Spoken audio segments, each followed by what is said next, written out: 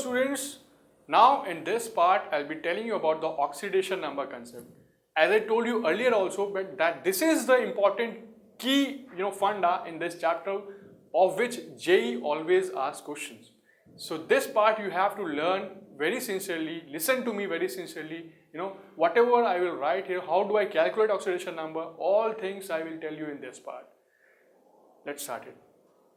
Next topic is, guys, oxidation number, which is considered as the most important topic, because all the numerical problems you will face from this chapter will have a subset of oxidation number included in that.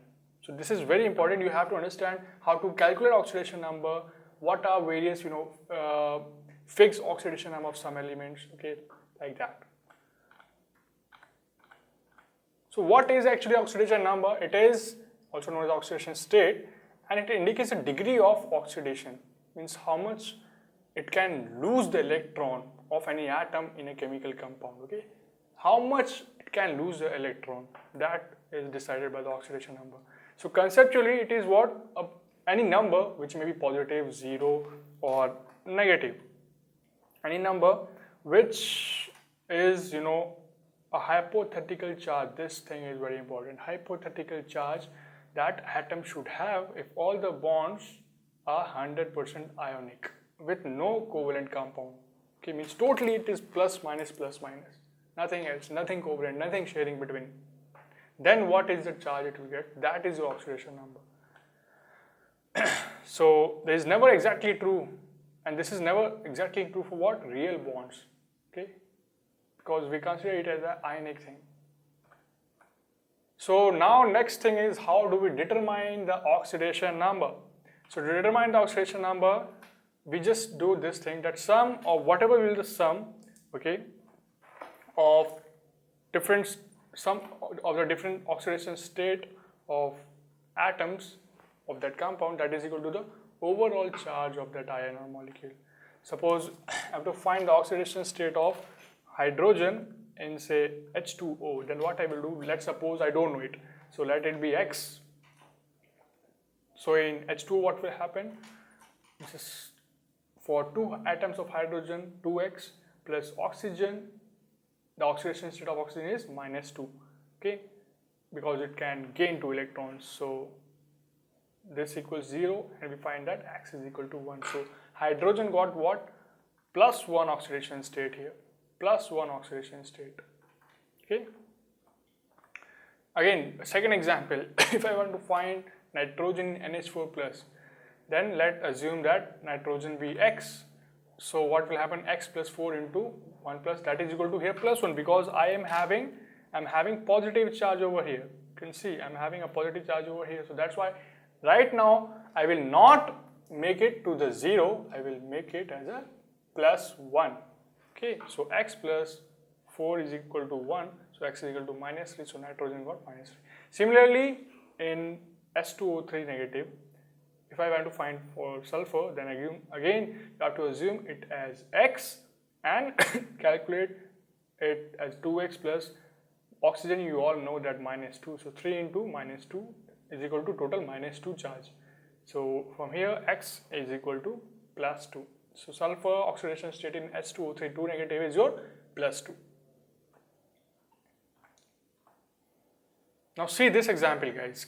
MnO4 negative plus 5Fe2 plus 8H plus will give you Mn2 plus 5Fe3 plus 4H2O. Here also, if you want to find the oxidation state of Mn, so I will find X plus 4 into 2 negative, that is equal to -1. So X is equal to +7. So here what is happening, guys? +7 is changing to +2. Okay, you can see here your +7 is changing into +2, and this +2 Fe is changing into the +3. Okay, so manganese is actually getting what? Reduced from the oxidation state of +7 to +2, while iron is getting oxidized from +2 to +3. So by this example, one thing must be clear in your mind, guys, that oxidation number, when it increases, I say that oxidation takes place, and oxidation number it decreases, then I say that it reduced. Okay, so reduction and oxidation in terms of oxidation number. Now I am talking about. Now I am talking about the number, oxidation number. So in terms of oxidation state, gain in the oxidation state in a species is your oxidation. So oxidation. Here also when I gave the example Mg is oxidized to MgO, you could see that Mg from 0 to +2. So it is oxidized and oxygen is reduced here. Similarly O2 is reduced. You can see oxygen which was having 2 minus, okay, which is having right now 0 oxygen, and it is reduced to -1. H2O2. There in the peroxide linkage, I have the oxidation state of oxygen as -1.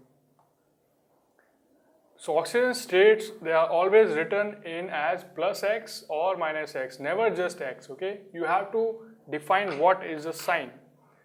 So oxidation state of Mg in MgO is +2, not 2, okay? Then I will discuss some of the very common oxidation states. So these are like this.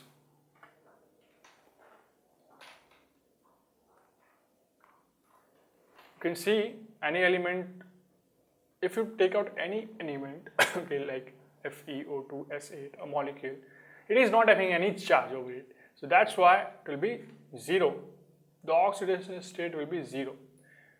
And oxygen in any compound, if I'll check, so it is -2 in most of the compounds, but in peroxide, as I said, in H2O2 it was a -1. Similarly in Na2O2. So in these compounds it is having -1 oxidation state. And in OF2, okay, or F2O, it will be having what, +2 oxidation state, because fluorine is more electronegative than oxygen here. And fluorine in any compound will have the -1. It is the most electronegative element, so it will be having the -1.